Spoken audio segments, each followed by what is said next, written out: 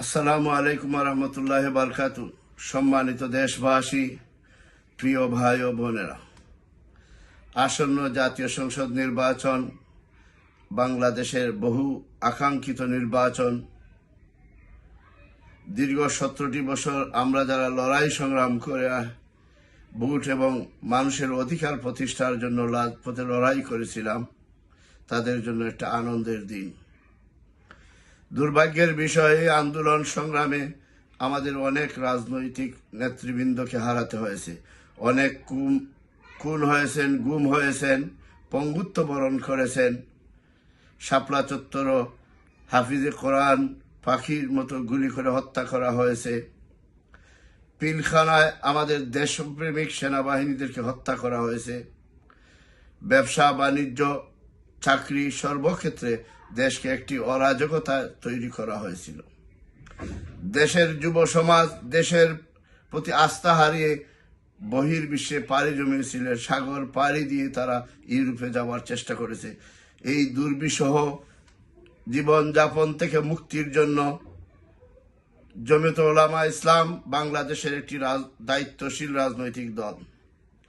এই দল ব্রিটিশ বিরোধী আন্দোলন থেকে নিয়ে 1971 সালের স্বাধীনতা সংগ্রামে বাংলাদেশের পক্ষে ভূমিকা রেখেছে। সকল গণতান্ত্রিক আন্দোলনে জমিয়তে উলামা ইসলাম দেশবাসীর পক্ষে ছিল। 24-এর গণঅভ্যুত্থানেও জমিয়তে উলামা ইসলামের সর্বাত্মক অংশগ্রহণ ছিল আমাদের ছাত্র সংগঠনের। সংগ্রামী দেশবাসী, এরই প্রেক্ষাপটে আমরা মনে করি বাংলাদেশের এই সংকট উত্তরণের একটি দায়িত্বশীল রাজনৈতিক দল জাতীয়তাবাদী দল বিএনপি।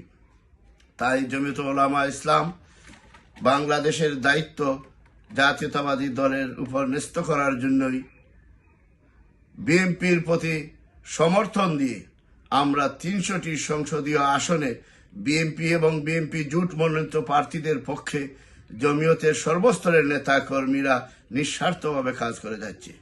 বিনিময়ে জাতীয়তাবাদী দল আমাদেরকে 4টি আসন উপহার দিয়েছেন। একটি জমিয়তে উলামা ইসলাম মোহতারম সভাপতি সিলেট 5 সংসদীয় আসনের প্রার্থী জননেতা জনাব মাওলানা উবায়দুল্লাহ ফারুক, ব্রাহ্মণবাড়িয়া 2 কারা নির্যাতিত মজলুম আলেমে দ্বীন আল্লামা জুনায়েদ আল হাবিব, নীলফামারী 1 জমিয়তে উলামা ইসলামের সংগ্রামী মহাসচিব কারা নির্যাতিত মজলুম আলেমে দ্বীন বাংলাদেশের 18 কোটি মানুষের বিবেক সংগ্রামী জননেতা জনাব মঞ্জুর ইসলাম আফিন্দি এবং জমিয়তে উলামা ইসলামের যুগ্ম মহাসচিব কারা নির্যাতিত মজলুম জননেতা জনাব মাওলানা মনির কাসিমি নারায়ণগঞ্জ 4 সংসদীয় আসন থেকে বিএনপি জোট মনোনীত প্রার্থী হিসাবে ব্যাপক সাড়া পেয়েছেন এবং বিএনপি সহ জমিয়তের নেতাকর্মীদের স্বতঃস্ফূর্ত অংশগ্রহণমূলক নির্বাচনী কর্মতৎপরতা আজ বাংলাদেশের নির্বাচনকে একটা উৎসব মুখর পরিবেশে তৈরি হয়েছে। সংগ্রামী দেশবাসী, আমরা যারা গত 17 বছর ভোটের অধিকার থেকে বঞ্চিত ছিলাম, আজ যে যুবক, আজ যে যুবতী 35 বছর বয়স, তারা এই বয়সে তারা কোনো নির্বাচনে অংশগ্রহণ করতে পারেনি, ভোট তাদের আমানত প্রয়োগ করতে পারেনি। যারা ভোট সেন্টারে গিয়েছিলেন গত 17 বছর, তারা গিয়ে দিয়েছেন মৃত মা বাবা, তাদের ভোট দিয়ে গেছেন। এই দুর্বিষহ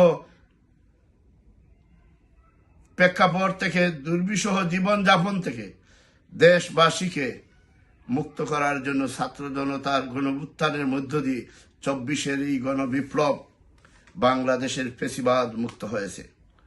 দুর্ভাগ্যের বিষয়, শাসনতান্ত্রিক শাসন ক্ষমতার গ্রহণ করার লোভে আজকে ফ্যাসিবাদ আবারও মাথাচাড়া দিয়ে বাংলাদেশে উঠার চক্রান্ত ষড়যন্ত্র হচ্ছে। আমরা দেশবাসীকে আহ্বান জানাবো, যে কোনো মূল্যে বাংলাদেশের মানুষের ভোটের অধিকার, বাতের অধিকার লড়াইয়ের জন্য আমরা শিক্ষা, চিকিৎসা, আত্মমানবতা এবং আত্মমর্যাদাশীল বাংলাদেশ গঠনে জমিয়তে উলামা ইসলাম জাতীয়তাবাদী দলকে ক্ষমতায় দেখতে চায়। আমরা আহ্বান জানাই জমিয়তে উলামা ইসলাম সহ এই দেশের হক্কানি উলামায়ে মাশায়েখ, পীর মাশায়েখরা মনে করে এই মুহূর্তে একটি দায়িত্বশীল রাজনৈতিক দল জাতীয়তাবাদী দল বিএনপি।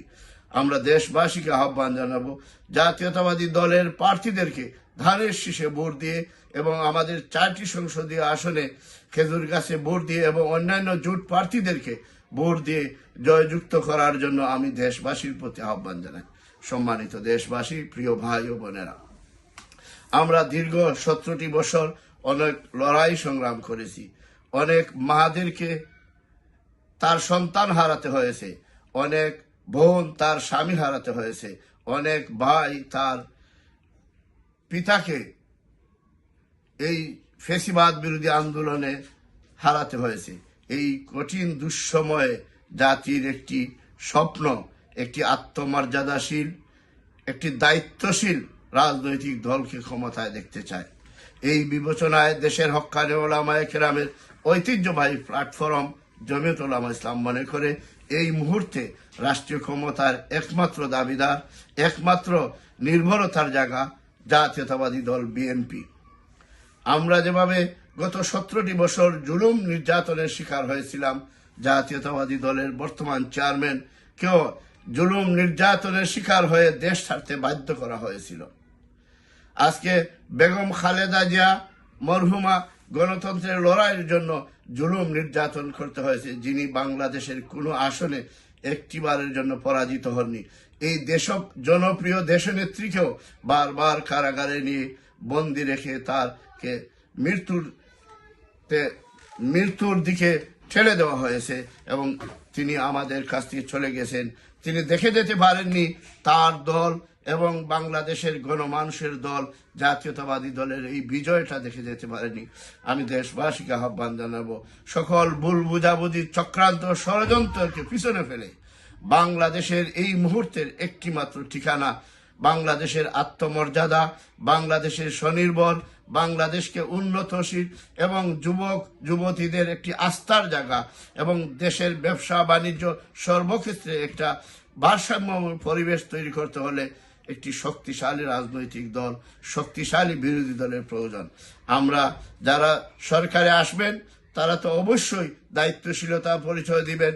বিরোধী দলেও যারা আসবেন আমরা তাদের প্রতি আহ্বান জানাই যে আমরা যেন একটা দায়িত্বশীলতার পরিচয় দিয়ে বুথ সেন্টারে গিয়ে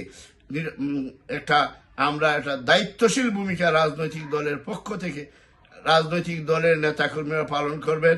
কোনো অবস্থায় যেন কোনো ঝগড়াঝাটি, বিভেদ এবং বিশৃঙ্খলা না হয়, এই দিকে রাজনৈতিক দলগুলো খেয়াল রাখার জন্য আমরা অনুরোধ জানাচ্ছি।